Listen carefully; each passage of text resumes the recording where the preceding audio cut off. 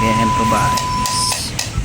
Okay, dito nga pala guys at may tinulungan tayong sasakyan ng tropa naka Subaru. Dito nga pala yung auxiliary fan ni-repair natin dahil nag-stack up, lumubog sa baha. Pagkatapos nito may fuse na naputol. Tapos yung isa, tinignan natin, hindi na talaga uubra dahil sobrang nipis na ng carbon. Kaya pinalitan natin ng bago. Okay, Subaru. Eto at kinakabit na natin yung radiator fan motor, yung bago. Yung auxiliary pa niya nag ano, lumangoy sa tubig. Kaya binaklas. At ito pala yung mga basically na makina ng Subaru, naka boxer engine. Ayan o. Wow.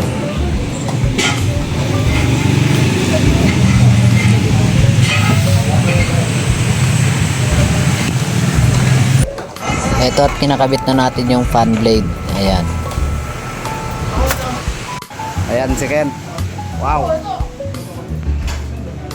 Albularyo. Pinalitan natin ng bagong radiator fan motor. Ngayon pinaandar, baliktad yung ikot, kaya nilipat na lang din natin yung wiring dito. Eto, pinaliktad na yung wiring. Yung isa ni-repair lang. May isang fuse dito. Putol yung fuse, tapos ni-repair yung ano, yung auxiliary fan. Ayan. Tester nating pangmalakasan. Mga Subaru.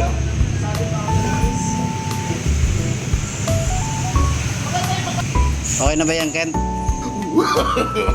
Gusto yung gawa ng albularyo. Ayun yung tropa, may-ari ng Subaru. Ayan. Shout out nga pala sa mga tropa natin yung buong tiwala. Salamat sa inyo. Dito sa kabilang side, digmaan sila Onyok. Ayan. Tanggal ng brake pad. Brake drum. Tagas dito kabila. Yun o. Siya nagpalit ng headlight si Brian. Yun. Change oil ba, Long? Long! Ano yan?